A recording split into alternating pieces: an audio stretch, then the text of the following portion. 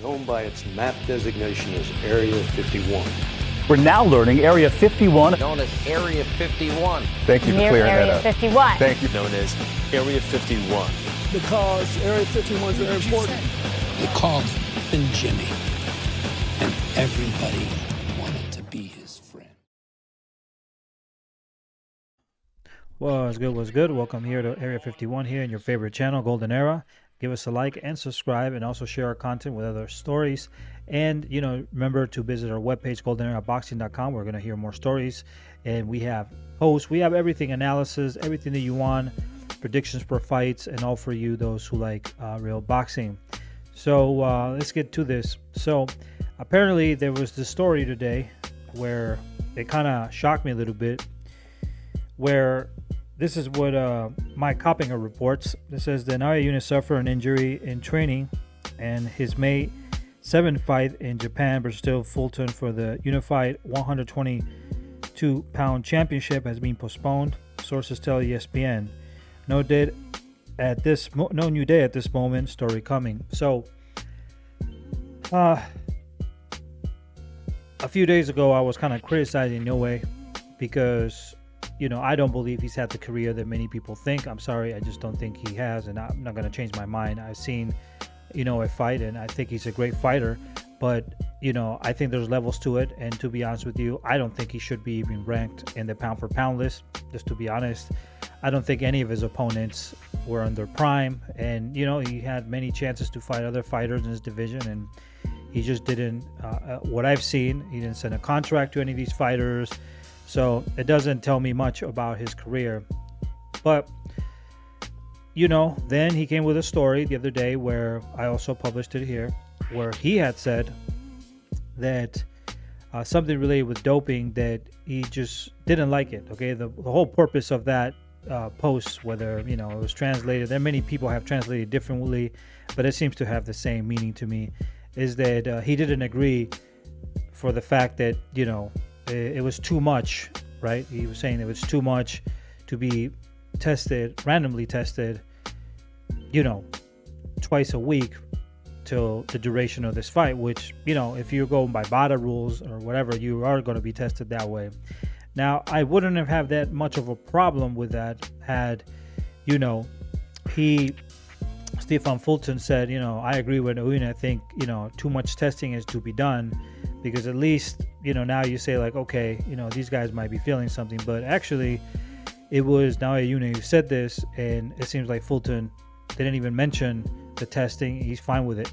So the fact that he said it was too much for Naoya Inoue, it just brings some old devils, because I heard this story before with other fighters as well, and Manny Pacquiao had similar things to. Now obviously we can't confirm that Manny Pacquiao did anything, but there are suspicions to that. I know Homino Marcus did, so kind of question when a fighter is not really willingly or complains about testing. I have my doubts. Canelo has complained about this several times. So nothing new under the table. In fact, Golovkin has never actually kind of complained about this.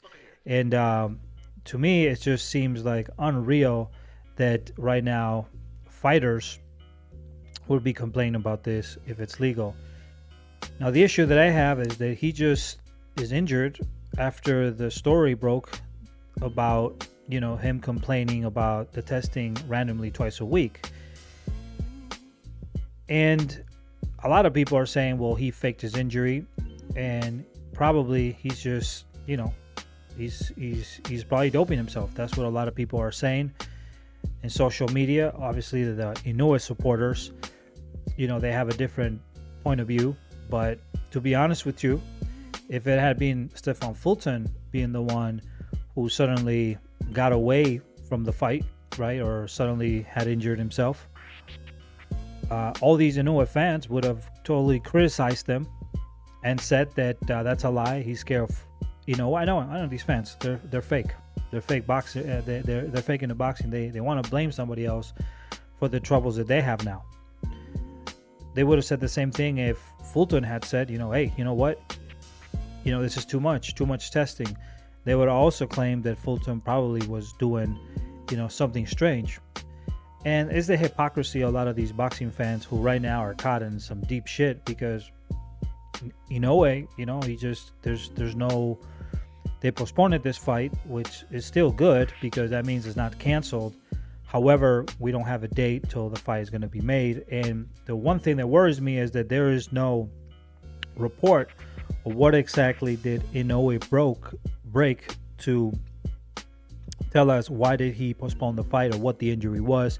I think if I was Inoue, I would go immediately to my Twitter account or do something explaining why exactly is that I'm injured, because that might help. Because if not, people are going to believe that he's definitely ducking Fulton. And I personally, I'm always willing to give the benefit of the doubt to any fighter who gets injured. Getting injured is actually normal, to be honest with you. There's a lot of fights. In fact, I always tell fighters that if they're injured, it's a better thing to say it now if you're injured than after the fight when you lose and come with the excuse that you're injured. So I don't have a problem with Inoue saying he's injured. In fact, that doesn't even bother me.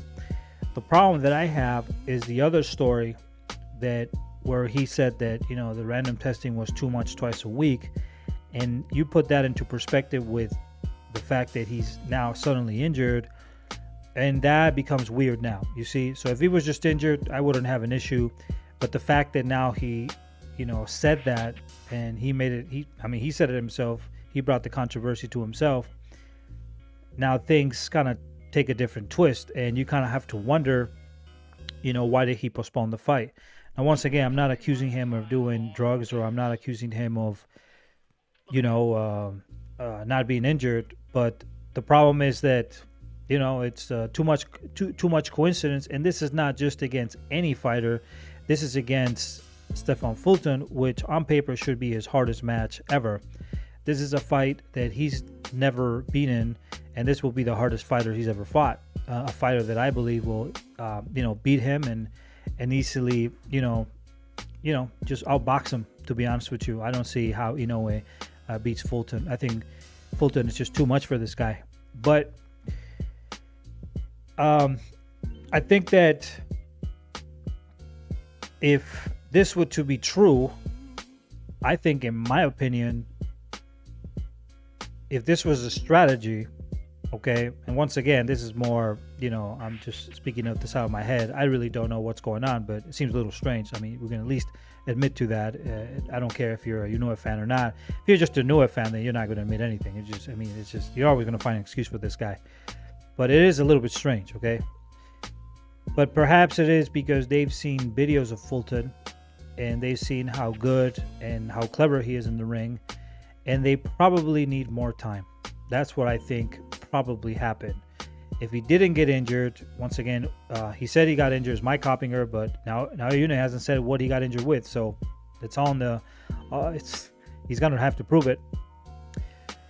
But if he did get injured, if he didn't get injured, my point is that I think that he and his team probably saw video of Fulton and saw a lot of the qualities that he's going to present in the ring, and some of the things that they're going to have to, be careful with, and that they probably are a little bit hesitant now to take the fight, and probably trying to take more time to prepare for the fight, because he's definitely going to need it. The type of fighter that Fulton is, he's a very, very complete fighter, and he's a fighter that, knows exactly what he's doing, which makes it a really difficult opponent no matter what sort of style you try to bring into the table. He can basically do everything, and he doesn't need to coach to guide him. Versus Inoue, he does need his coach to guide him in this fight.